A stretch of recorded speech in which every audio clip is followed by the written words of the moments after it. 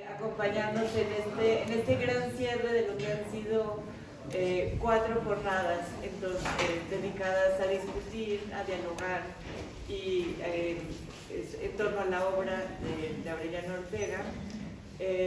Hemos visto, bueno, fue la mitad en Guanajuato, la mitad en la Ciudad de México, que también nos habla pues sí, de la extensión y de cómo estos canales de transmisión que representan nos llegan a muchos, yo diría, me gustaría decir que a todos. Y entonces cerramos estas 4 jornadas con la conferencia magistral de Aureliano Ortega. No lo voy a presentar, solamente diré que el título de su intervención es Dialéctica de la Imaginación Histórica. Muy bien, gracias. Bueno, aprovecho antes de empezar de darles las gracias a todos los que están ahora, los que han estado a lo largo de todos estos días. Creo que si algún efecto puede llegar a tener esto es sobre todo conocer qué hago desde afuera, ¿sí? Y cómo me comporto, y luego tener que pagar deudas, en fin. Esto no importa.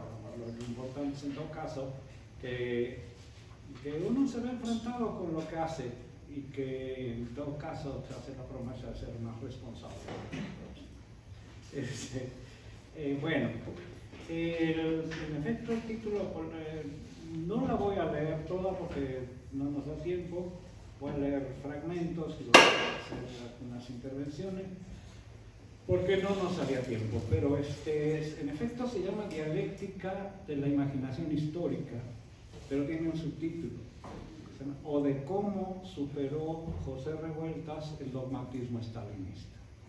Y obviamente hay mucho de lo que se ha dicho. ¿Por qué? Porque ustedes ya, la gran mayoría, han leído cosas que he escrito desde hace muchos años sobre Revueltas. La última mesa lo recuperó a través de uno de sus ejemplos. Entonces van a encontrar en lo que digo muchas cosas que ya han sido puestas sobre la mesa. No prometo pues ser absolutamente innovador, pero sí mi intención sería un poco esta, es decir, rescatar o tratar de, a través de la lectura o de la relectura de algunos aspectos de la obra de Revueltas, aquello que considero, viene la primera responsabilidad, más significativo de su posición de discurso, de su marxismo, de este modo raro en el que fue marxista, porque definitivamente fue marxista, definitivamente fue comunista. Esto no está en discusión. Fue escritor comunista y comunista que escribe, sí, pero fue muchas cosas más, que yo creo que solo a través de la lectura persistente, necia de su obra, va apareciendo, porque en el fondo no es un autor fácil. Como decía hace rato recordando palabras de Bodio, es un hueso duro de roer. Y al margen de también ser una máquina que apesta, ¿sí? Frente a la crítica, no palabras de Bodio, en fin, que suscribí y que suscribo en su momento. Bueno,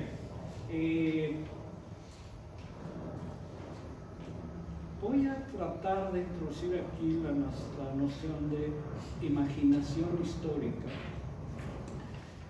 para tomarla como hilo conductor de toda la obra de Revueltas, casi desde sus primeros escritos, uno que se llama Joven Mexicano, acá está el camino, es uno de los primeros de Revueltas, hasta el último, porque pienso que esta imaginación histórica está presente en toda la obra de Revueltas. En un artículo más reciente digo, podemos considerar la obra de Revueltas como una obra histórica, no solo porque recupera la historia de México y reflexiona sobre ella, o porque siempre hay, aunque no se diga, en sus obras literarias no hay una sola fecha. y sin embargo sabemos, reconocemos, podemos reconstruir a través de la narración hechos, situaciones, personajes de la historia de México, básicamente la historia de México. Entonces, bueno, al margen de que esto pueda llegar a suscitar una tormenta posterior, porque siempre hay aves que acechan lo que se dice, que en buena onda, claro, sí. Voy a introducir esta noción de imaginación histórica. Vamos a entender aquí por imaginación histórica ese recurso del que echa mano el conocimiento de la realidad profana, independientemente del tipo de soporte material en el que cobra concreción, cuando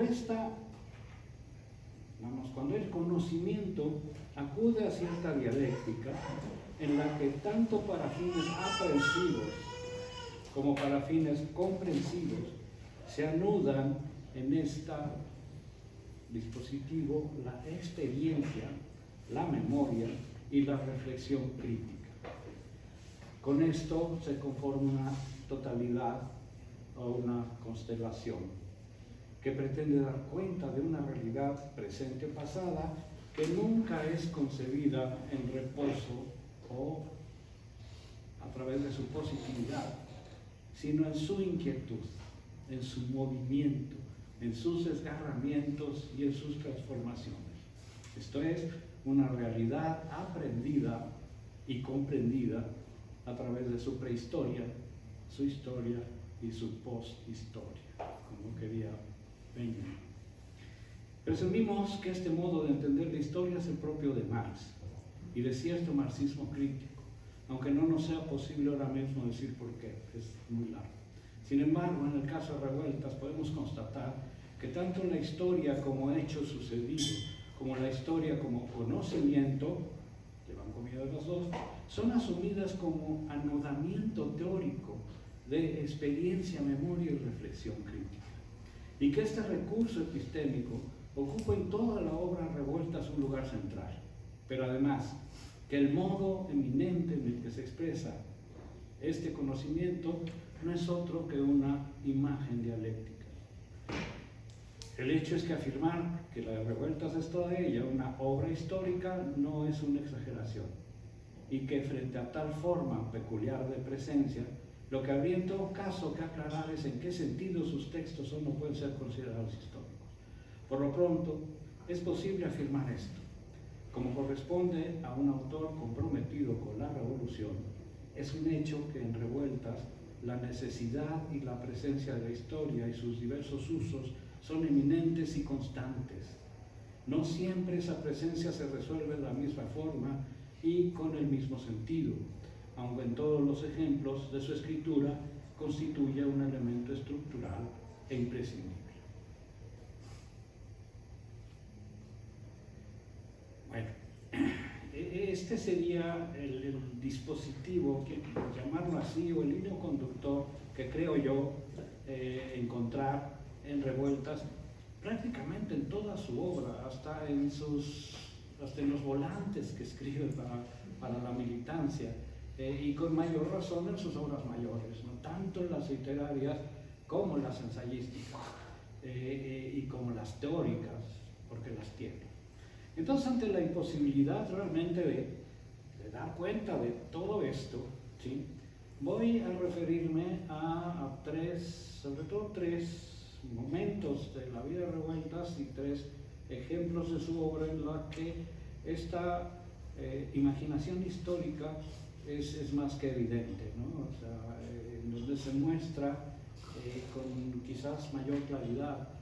Podía haber escogido muchos, yo insisto, casi cualquiera, pero escojo estos tres porque, bueno, pues son los que me encontré en el momento de la escritura de todo esto, que por cierto no es absolutamente inédito, un autoplagio en muchos casos, pero que creo que ilustran esta idea de imaginación histórica.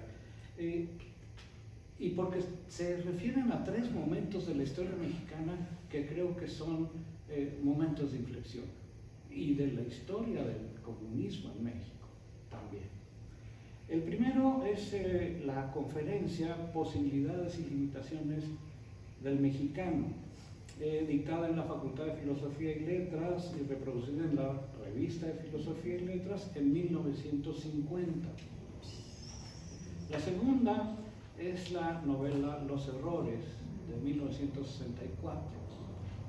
Y finalmente el trabajo Apuntes para un ensayo sobre la dialéctica de la conciencia, escrito en Lecumberri, pero como se ha recordado, recuperado y remozado en los años previos a su fallecimiento, cuando Revueltas ya no gozaba de buena salud, ¿no? Pero bueno, hizo el esfuerzo de concluir este ensayo y dejarlo para la posteridad, ¿no?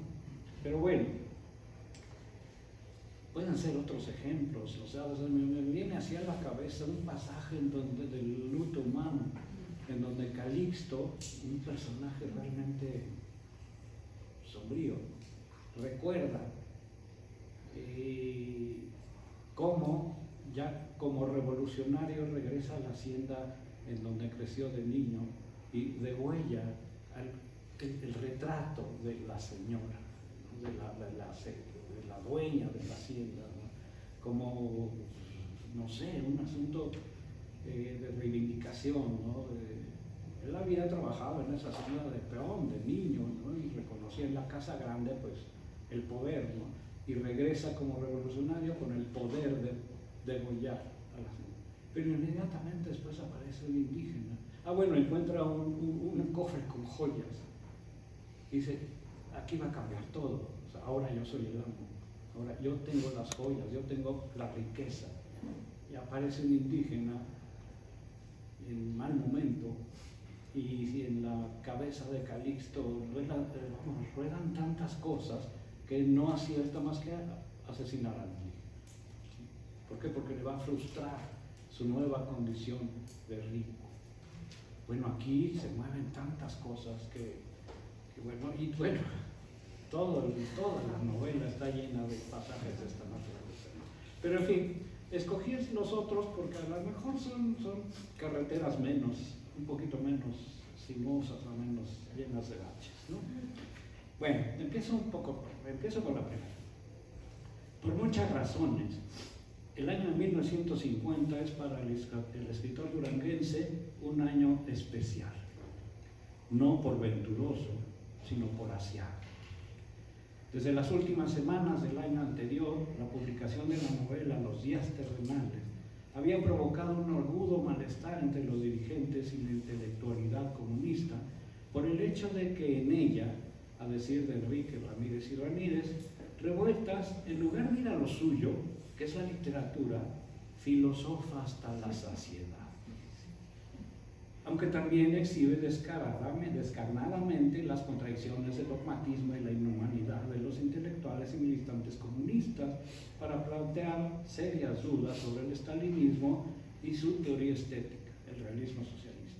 Hablamos de 1950, Stalin está vivo, el estalinismo está más vivo que nunca, y Revueltas se atreve a ponerse en contra de todos escribiendo esto, ¿no?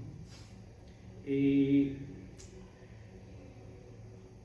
para grabar el caso, en abril monta la obra de teatro El cuadrante de la soledad, frente a la cual la crítica de izquierda reacciona escandalizada por lo que torpe y apresuradamente considera un peligroso parecido de familia con el teatro de Jean-Paul Sartre, de los existencialistas franceses, quienes para esa izquierda constituyen el ejemplo máximo de decadencia burguesa. Con este par de obras como insignia, lo que aparece de manera evidente es que Revueltas está haciendo un muy valiente, muy heroico ejercicio de autocrítica con la peregrina idea de que la izquierda reaccione, de que diga, a ver, ¿qué hemos hecho? No, la izquierda no solo no reacciona, sino cierra filas en contra de revueltas y a sospecha mía, dirigiendo la orquesta Lombardo Toledano prepara una contraofensiva contra la novela y contra la obra de teatro para demoler literalmente a revueltas, ¿no? Para acabar con él. Están todos, excepto Diego Rivera y un crítico de derecha del periódico, creo que es el Universal, que dice, no, la novela y la obra son buenísimas, ¿no? Pero el resto de la gente, no, son Neruda mismo, ¿no? Neruda mismo aparece ahí diciendo, bueno, revueltas, ¿qué le pasa, no? O el otro crítico portugués, ¿cómo se llama? Rodríguez, ¿no? Antonio Rodríguez dice, yo conozco dos revueltas, el revueltas revolucionario, el músico, el amigo del pueblo, y este revueltas, ¿no? Que no merece ni siquiera pertenecer a esa familia. Bueno, la reacción es brutal, ¿no? En ese contexto, Revueltas va a la Facultad de Filosofía y Letras a presentar una ponencia, pues, que es sobre el mexicano. Contemporáneamente el artículo se presenta en el momento justo en el que la llamada filosofía del mexicano, así se llama, entonces, domina por completo la discusión filosófica en nuestro país. A ese periodo pertenecen las obras principales de Leopoldo Sea, Luis Villoro, Jorge Portilla, Emilio Uranga y Octavio Paz, si queremos. Todos ellos ubicados teórica y filosóficamente en el ámbito de la fenomenología a la Heidegger o bien del pensamiento de José Ortega y Gasset, difundido en nuestro país por los desterrados españoles. Aquí agregará Gauss en todo caso. Es decir, un movimiento intelectual que se mueve en los territorios de la metafísica, el historicismo y, por llamarlo de algún modo, el impresionismo histórico-filosófico representado en el caso por Octavio Paz. Una corriente elitista y conservadora que sin mayor disimulo goza del favor oficial, dado que no tan casualmente empata con la ideología de la mexicanidad que difunde el régimen de Miguel Alemán. Justo en este ambiente, Revueltas representa un claro ejemplo de cómo se cepilla la historia a contrapelo y constituye a la vez una lección de rigor y consecuencia dialéctico-materialista, porque de entrada, en modo alguno, sitúa la discusión en el espacio etéreo y metafísico del ser, sino en la facticidad del ser histórico concreto de nuestro país, apelando a la concreción histórica de los sujetos sociales en quienes se singulariza lo mexicano, y que desde la perspectiva de la lucha de clases le ofrece la posibilidad de ensayar un arriesgado cuadro de conceptos y categorizaciones relativas al pueblo, la nación y el Estado-nación, que sería pertinente recuperar ahora, notablemente avanzadas para su tiempo. Bien, el asunto es que en este ensayo, esta conferencia que da, a mi modo de ver, no es más que la forma en la cual le da cuerpo, redondea, de una serie de categorías que ha venido trabajando desde el 39, en un artículo que se llama, que además me parece literariamente, vamos, epatante, que se llama, se me va en este momento el nombre, Caminos de la Mexicanidad. Caminos, o sea, de donde recuerdo una frase, después de revisar todo esto, no queda más que una conclusión: no existe el reposo. O sea, para los pueblos no existe el reposo. Bueno, a partir de una serie de ensayos que aparecen en el tomo de ensayos sobre México, Revueltas va preparando una serie de conceptos que en este ensayo en particular sobre el mexicano, o la filosofía del mexicano, contrasta, por un lado, ya lo digo, muy elocuentemente con la filosofía del mexicano, de los hiperiones y de su círculo, y introduce una visión materialista, marxista, todavía muy lastrada, si se quiere, por el vocabulario, pero no por el sentido del marxismo-leninismo. Bien, voy a rescatar esto. De modo que Revueltas no solo se mantiene en el terreno del materialismo, sin más, sino conserva siempre al hombre y sus actos como elemento eminente en su teoría de la historia, bajo la consideración de que la relación hombre-circunstancia no supone un polo determinante y un polo determinado, como en el materialismo dogmático, sino lo que él llama una reciprocidad. Ojo, un concepto que últimamente se ha venido a recuperar, la cuestión de la reciprocidad en otros planos, ¿sí? Pero que creo que está cargadísimo de toda esta idea del tú, del yo, del intercambio simbólico, del intercambio sentimental, de los intercambios que escapan a la forma mercantil. De esta manera, cito a Revueltas, de esta manera, cuando se habla de la existencia del mexicano, que no es sino otra forma de la existencia del hombre en general, no podemos concebir que ésta se produzca y suceda fuera de la praxis, es decir, fuera de la reciprocidad de relaciones que el sujeto establece necesaria y forzosamente con sus circunstancias. A mayor abundamiento, las relaciones de reciprocidad entre el sujeto y sus circunstancias no se expresan jamás de un modo pasivo. Antes, sujeto y circunstancia aparecen en continuo movimiento, condicionándose mutuamente sin cesar. De tal suerte que la subversión de las circunstancias que parte del sujeto se resuelve a su vez dialécticamente en una autosubversión del sujeto mismo. Esto lo está diciendo Revueltas 16 años antes de la filosofía de la praxis.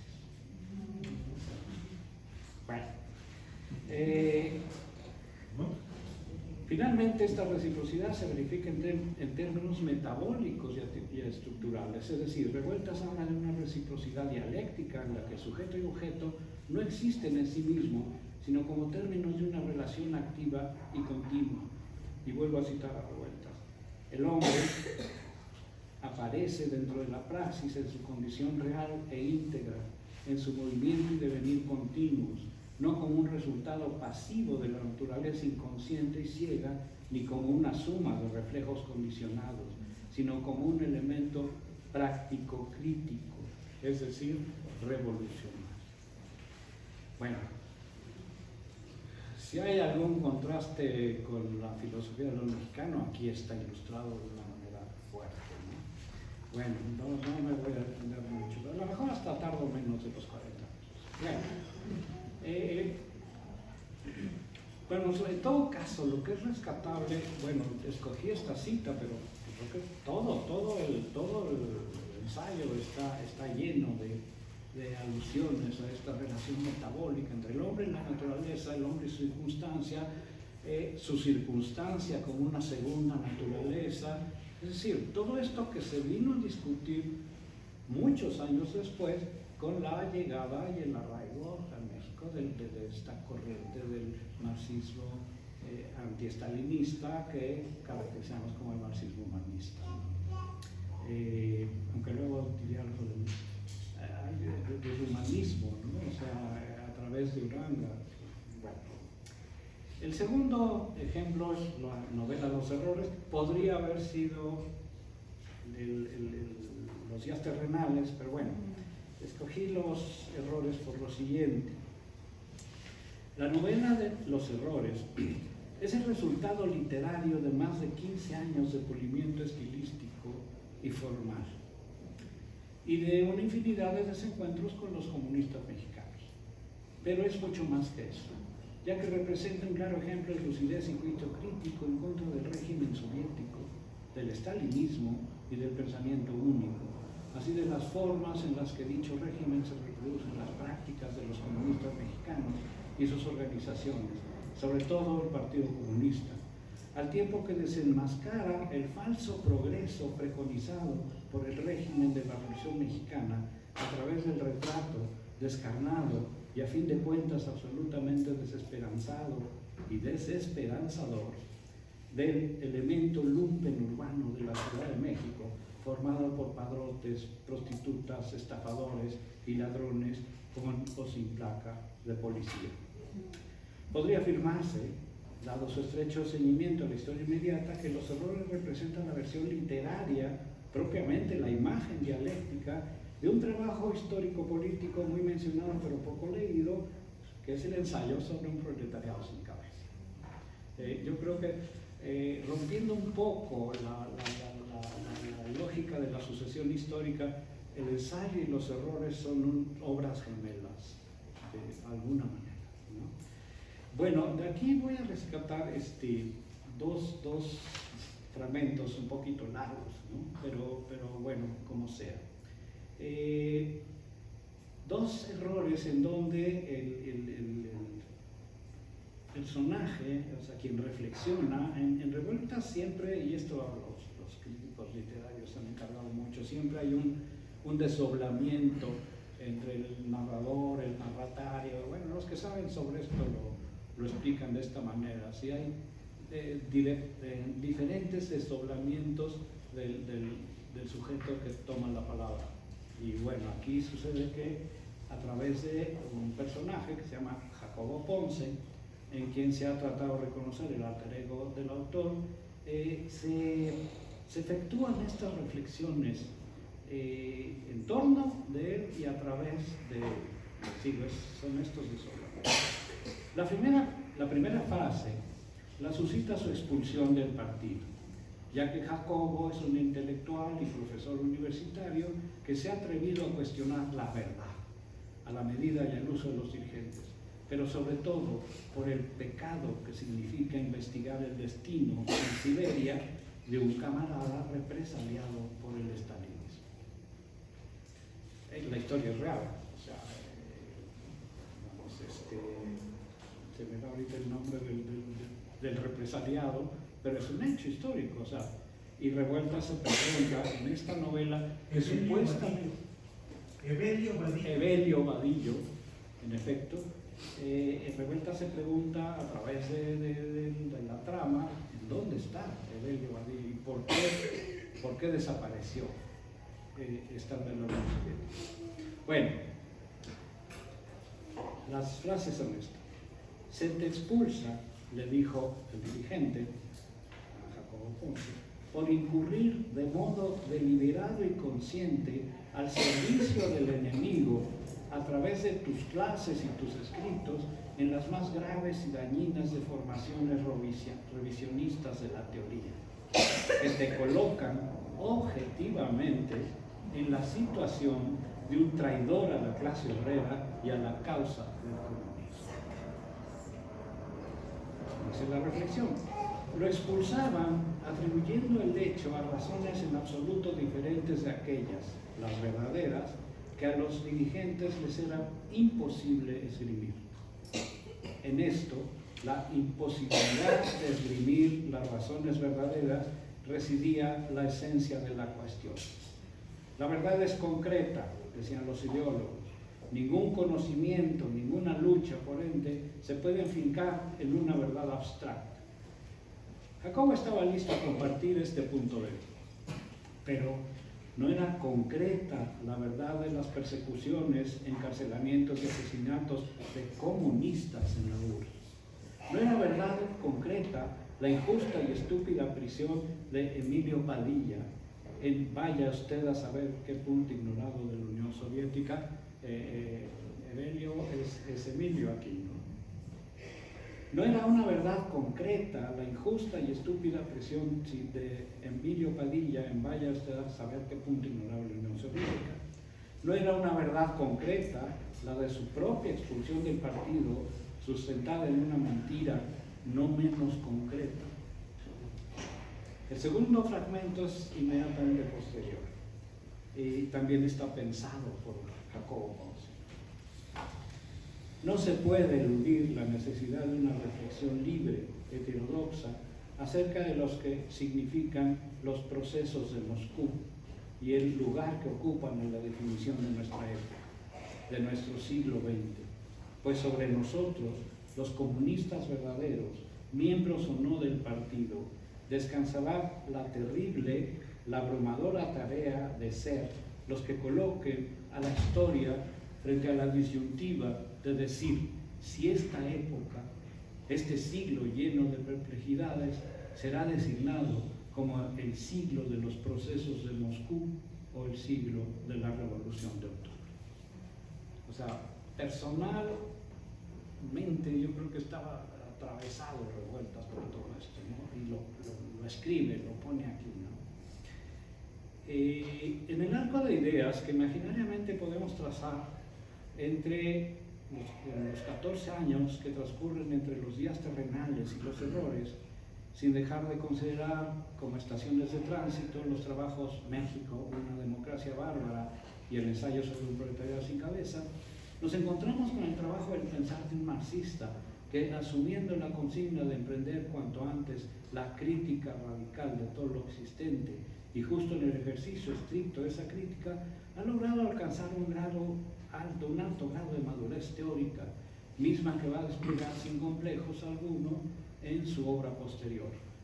Porque entre lo que le reprochan sus críticos a la hora de los días terrenales y la presunta ficción literaria en la que descansan los errores, lo que recuperamos como mediación es una forma irrecusablemente consecuente de entender y asumir lo que de materialista y dialéctico, pero también crítico, tiene el pensamiento de Marx, el conocimiento de la realidad mexicana y mundial y las luchas por su transformación revolucionaria. Porque en el fondo, eso que le reprocha Ramírez y Ramírez, filosofar hasta el hartazgo, es lo que lo salva, ¿sí? Es decir, ese filosofar hasta el hartazgo, ese hacer representar a sus personajes y a sus situaciones, estas situaciones concretas, estas situaciones reales, esta historia vivida y sufrida, es en última instancia uno de los elementos esenciales de su separación del estalinismo. Insisto, todavía su lenguaje está muy cargado con las palabras del que hereda el marxismo-leninismo, pero hay un proceso de resignificación que va recorriendo su propio ciclo hasta llegar al abandono mismo de estas categorías ya en el último Revueltas, ¿no? No la de la dialéctica, pero sí del materialismo dialéctico y del materialismo histórico y sobre todo el de las famosas leyes de la dialéctica. Ya en los errores, pues, podemos ver con mucha claridad que esta lucha, vamos, contra el lenguaje mismo del que se usa, lo pone o lo sitúa en otra dimensión, muy distinta, muy alejada y absolutamente incomprendida, ya no solo por los comunistas mexicanos, sino creo que por toda la izquierda mexicana. Porque eso es lo que en el fondo está en juego, cuando en la discusión abierta con Ramírez y Ramírez, nuestro autor objeta a las verdades absolutas de su excamarada la simplicidad concreta de la historia profana, sucia y desacomedida, porque en contra de la imagen idílica de cito a Ramírez, un pueblo mexicano pundonoroso y limpio, a la que apela la crítica o que le impone lo políticamente correcto de la doctrina de la mexicanidad, el autor comunista opone a través de las vidas dañadas de personajes como Fidel en los días terrenales o de Lucrecia en los errores, lo más terrible de la terrible condición humana. Porque finalmente, para enfrentarse a la idea falsa que de sí mismo se ha dotado el socialismo soviético a través del relato edificante y acrítico del realismo socialista, endereza las armas de la crítica y apunta. Hay realismo analítico, Hay realismo analítico y realismo socialista. Después va a cambiar a realismo dialéctico, la expresión va a terminar siendo realismo dialéctico. Para estar dentro de la segunda tendencia, es decir, el realismo socialista, tendría que haber traído al materialismo, no, para estar dentro de la segunda tendencia que ha traído al materialismo histórico un sospechoso ingrediente de optimismo, mis obras deberían terminar con un canto de esperanza en el hombre futuro, con grandes luces de aurora roja en el telón de fondo y una orquesta tocando la Internacional. Esto es un absurdo, dice Revueltas.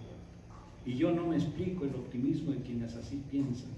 Si es verdad que el advenimiento de un hombre nuevo, de una economía nueva, con nuevas formas de vida, puede transformar a los hombres, esto no quiere decir que el bien y el mal, el dolor y el sufrimiento vayan a desaparecer. Tendrán relativa felicidad quienes se satisfagan sin alcanzar jamás la altura de la conciencia. Viene el tercer momento. Los apuntes es muy complejo. Los apuntes para un ensayo sobre la dialéctica de la conciencia es un texto realmente difícil de leer.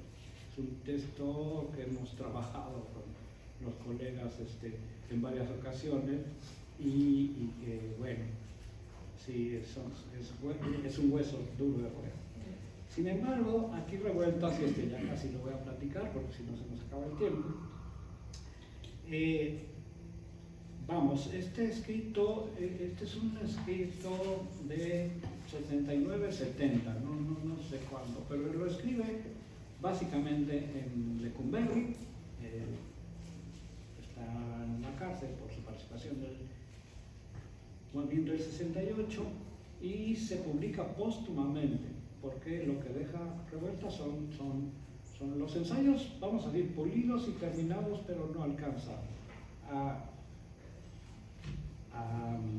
publicarlos y a conocer su efecto y su impacto. Yo creo que es de los 26 tomos de la obra de Revueltas el menos leído y el menos discutido. Y son 26 tomos. Y creo que bueno, lo merece. Bueno, voy al grano. Aquí Revueltas, porque ya me quedan nada más 5 minutos. Aquí Revueltas lo que hace es, a través de una discusión muy crítica de las formas en las cuales se ha resuelto la militancia, la dirigencia y la teoría marxista en México, se cuelan cosas que llama el pensamiento acríticamente reflexivo, el pensamiento bárbaro, o sea, todas las formas de dogmatismo. Es decir, él no reduce la crítica al dogmatismo de los dirigentes, que son muy bárbaros, o sea, representantes del pensamiento bárbaro, o de los teóricos.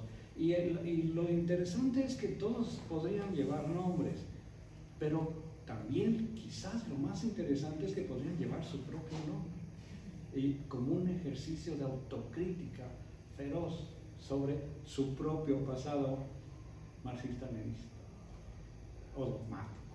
Es decir, el dogmatismo de los practicistas, el dogmatismo de los militantes de base, que reaccionan frente a un estado de cosas que deploran y que quieren transformar, pero que no conocen y sobre el que no reflexionan, no solo con respecto a su lugar y su tiempo ahí, sino a las formas mismas de su militancia, las cuales les son dictadas siempre desde arriba, ¿sí? O sea, su militancia en todo caso es fruto de su irreflexibilidad.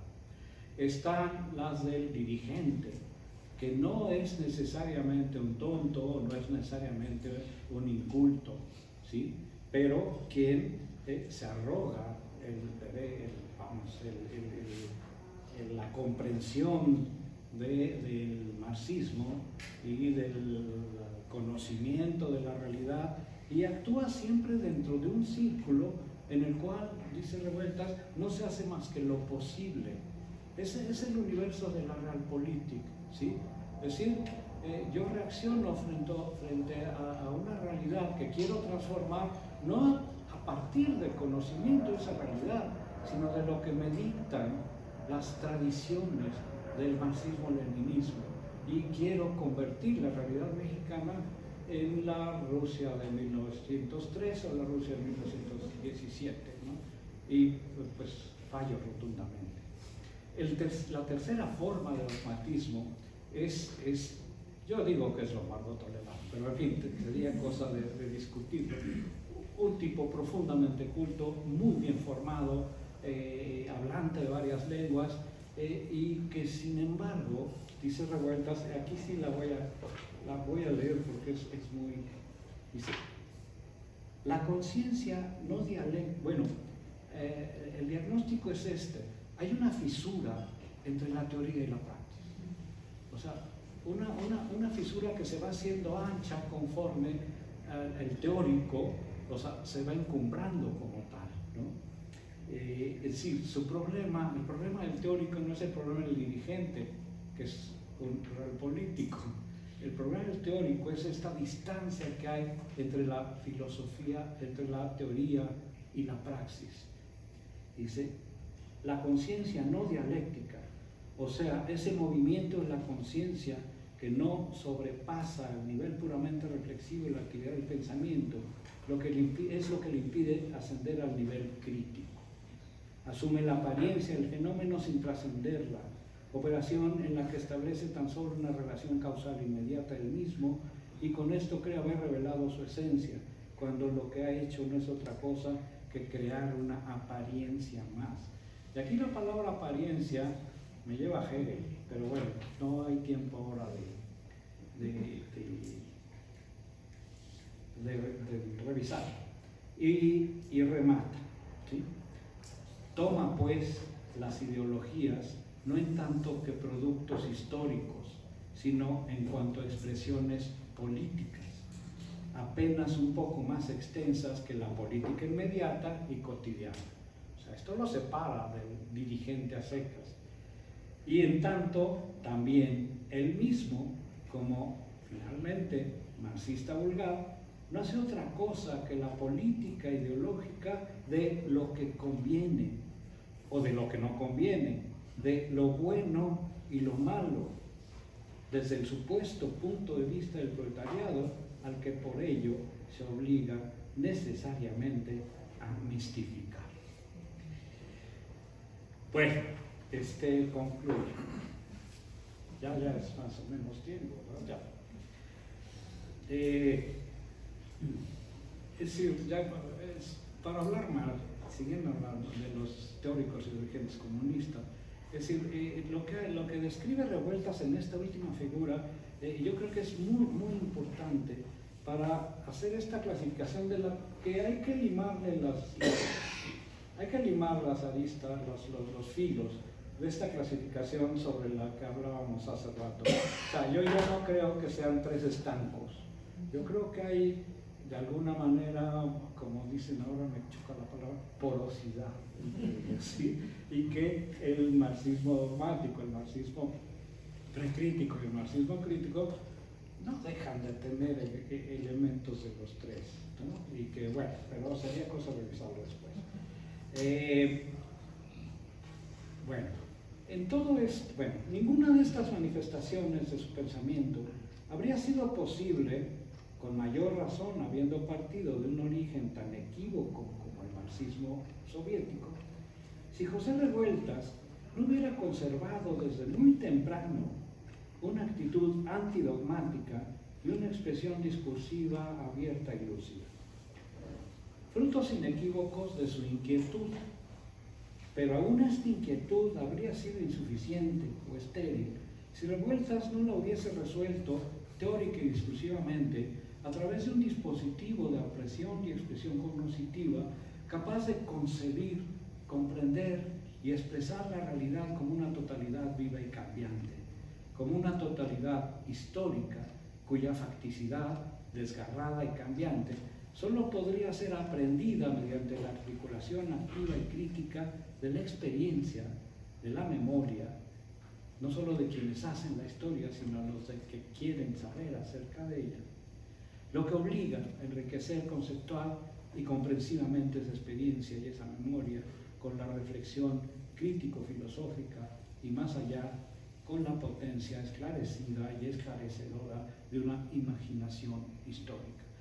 A lo que me refiero finalmente es a esto: aquello que resuelve todos estos elementos críticos dispersos no es más que una imagen histórica del pasado, el presente y sobre todo el futuro.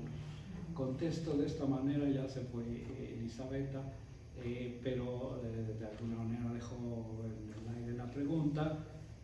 ¿Somos optimistas o somos pesimistas? No es la primera vez en este coloquio que se formula. Somos las dos cosas. Es decir, conservamos sí, un pesimismo activo, como pensaba Benjamin que teníamos que actuar en todo caso frente a esta realidad que es horrible, que sigue siendo horrible y que nos proponemos de todas formas transformar. Muchas gracias.